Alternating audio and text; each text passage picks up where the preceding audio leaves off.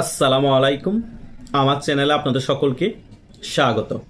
শেখ হাসিনা কি জিনিস ডক্টর ইউনূস এখন হারে হারে টের পাচ্ছে।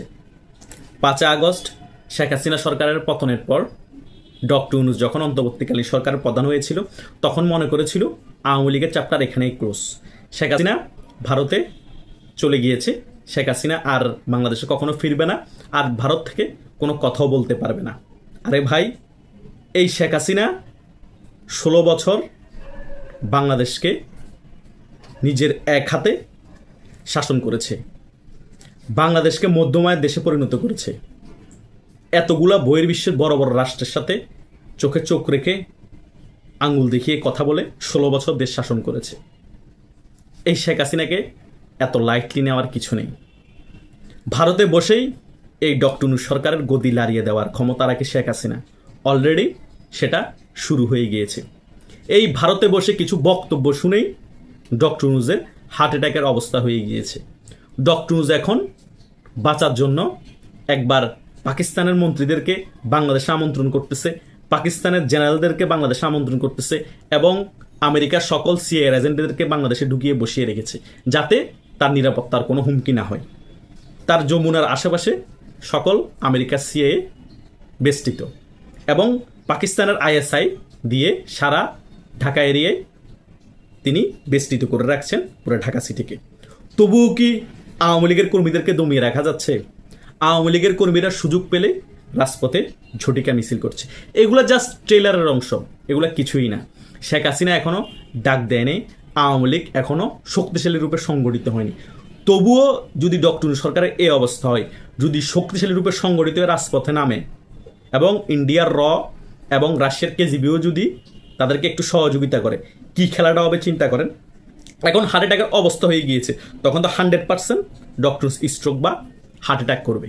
এটা থেকে নিস্তার পাবে না 100%। কারণ একটা জিনিস মাথায় রাখবেন, বনের বাঘে কিন্তু খায়, মনের বাঘে খেয়ে ফেলে।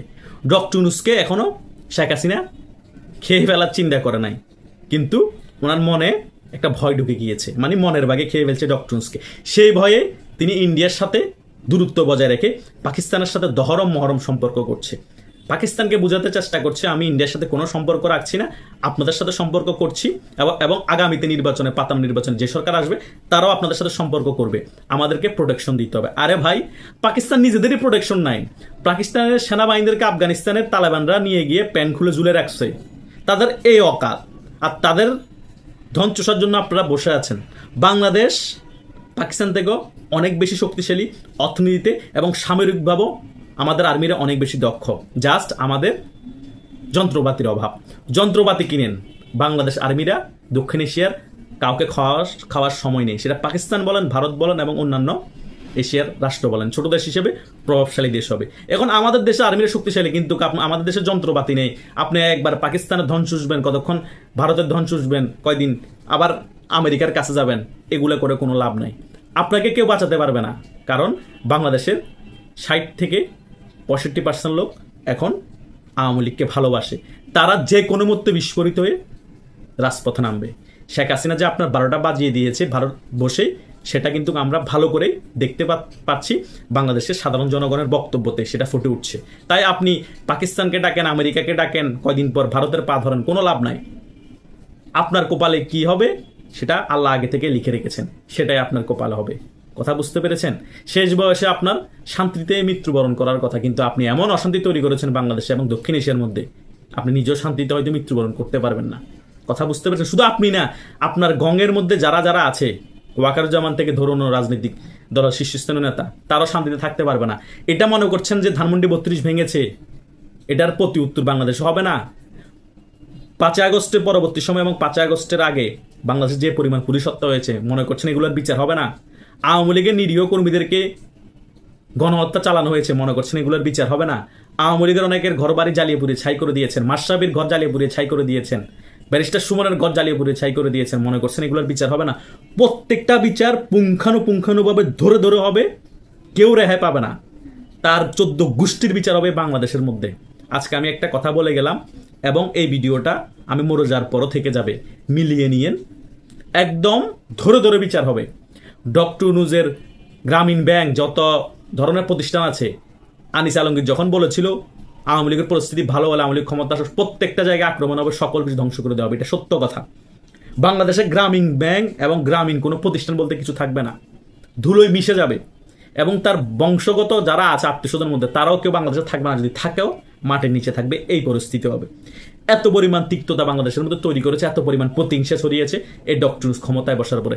তিনি চিন্তা করেছে আমি তো মরে যাবো, যার যে ইচ্ছা যার যেটা হবে হোক, আমার রাগ ক্ষোভ আমি ভালো মতো তুলে নিই। আরে ভাই, আপনি আপনার রাগ ক্ষোভ তোলার জন্য পুরো বাংলাদেশটাকে ধ্বংস করে দিবেন, একেবারে আপনার 14 খানদানকে যাতে নিমিষে ধ্বংস করে ফেলা আওয়ামী লীগ পরিস্থিতি ভালো ক্ষমতা আসলে, সেটা চিন্তা করেন নাই?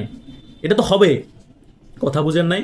এটার ভাগিদার বিএনপিও হবে, জামাতও হবে এবং অন্যান্য যারা আছে সকলে হবে, কিন্তু প্রত্যেক নেতাই আবার এটার আওতায় থাকবে না।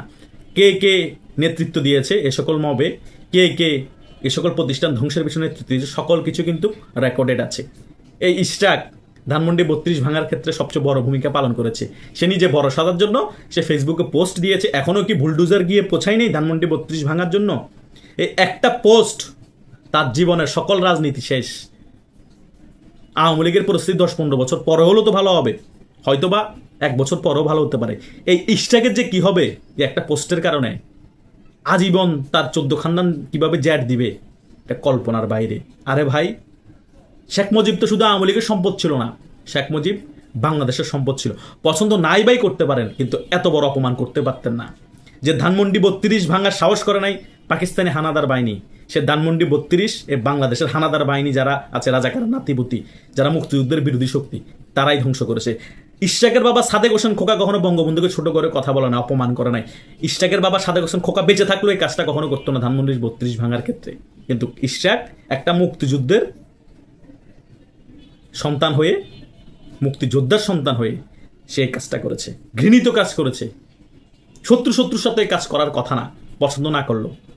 ভাই, আবেগে করে ফেলেছেন বুঝলাম, কিন্তু আবেগে এত বড় ডিসিশন নেওয়ার কথা না, এত বড় ঘৃণিত কাজ করার কথা না। আপনি একটা শীর্ষ পর্যায়ের নেতাদের একজন, ঢাকার মধ্যে বিএনপি, আপনার এই ডিসিশন কত বড় বুমেরাং হবে বিএনপির জন্য এবং আপনার জন্য, ভবিষ্যতে আপনার রাজনীতির জন্য।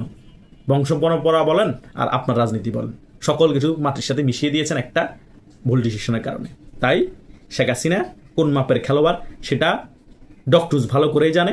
আপনারাও যারা জানেন না তারা আওয়ামী লীগের পূর্বের ইতিহাস ঘেটে আসুন। আওয়ামী লীগ সরকারে থাকা অবস্থায় যতটা না ভয়ঙ্কর, যতটা না শক্তিশালী, বিরোধী দল থাকা অবস্থায় তার থেকেও বেশি ভয়ঙ্কর এবং তার থেকেও বেশি শক্তিশালী। হয়তো এখনো রাজপথের আন্দোলন ভালোভাবে শুরু হয়নি, শেখ হাসিনার কারিশমেটিক খেলা শুরু হয়নি, শুধু শুরু হতে দেন, দমিয়ে রাখতে পারবেন না। তেরপাল বানাই ফেলবে সারা বাংলাদেশ, গণজোয়ার হবে, শুধু আওয়ামী লীগের কর্মীদের গণজোয়ার হবে। সাধারণ জনগণ একত্রিত ঘোষণা হওয়া ছাড়া, সাধারণ জনগণ নামলে তো বিস্ফোরণ কি জিনিস সেটা তখনই বুঝতে পারবেন, কোনটা গণ অভ্যুত্থান আর কোনটা গণবিপ্লব। কথা বুঝেন নাই? এটা সামনে অপেক্ষা করছে, কেউ রেহাই পাবেন না। ধন্যবাদ সকলকে।